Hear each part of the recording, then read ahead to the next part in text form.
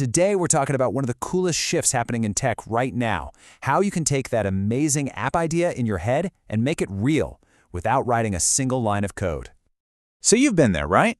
You get that lightning bolt of an idea, a game-changing app that could fix a huge problem or maybe just be something really fun. It's an incredible feeling, that little spark of creation. And then, bam, you hit the wall. It's the one thing that stops so many brilliant ideas dead in their tracks. You have the vision, but you're not a developer. And for most people, that's where the story ends. And hey, you're not alone. Even for folks who try to learn to code, the struggle is real. Just look at this post from Reddit. The traditional way is full of technical headaches right from the very beginning. It's a steep and honestly pretty frustrating climb. This is what we call the app development wall. It's this huge traditional barrier made of time, money, and super specialized skills that has always stood between a great idea and a finished app. I mean, just look at the old way of doing things. It was this long, drawn-out journey. We're talking 3, 6, even 8 months of work. And the cost? Easily tens of thousands, sometimes hundreds of thousands of dollars. It was a massive undertaking. But here's the good news. That wall, it's crumbling down. The entire landscape has shifted, and the power to create isn't just for coders anymore. Welcome, my friends, to the no-code revolution. And this isn't just a small trend, okay? This is a complete game changer. It's putting the tools to build software directly into the hands of the people with the ideas. And this is no small thing. The market for these no-code platforms is expected to skyrocket to almost $25 billion by 2029. This is a massive industry-wide shift that's changing who gets to build the future. So what does this actually mean for you? Well, it means speed. Look at this. What used to take months of grinding can now be done in weeks, sometimes even days. We're talking about cutting development time by up to 90%. That is huge. This new way of working even has a name. It's called software composing. Instead of writing code line by line, you just describe what you want. You literally talk to an AI. You might say, hey, create a login screen with our logo, a spot for an email and password, and a big green sign-up button. And boom, the AI builds it for you. Let me give you an analogy.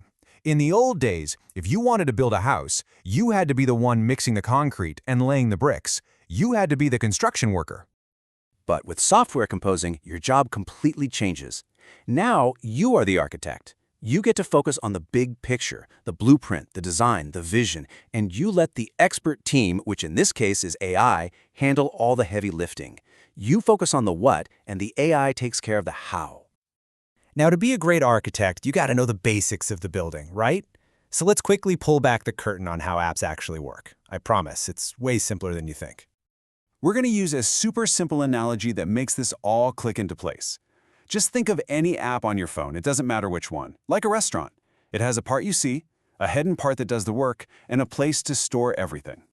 First up, you've got the front end. This is the dining room. It's everything your users see and interact with. All the buttons, the pictures, the colors.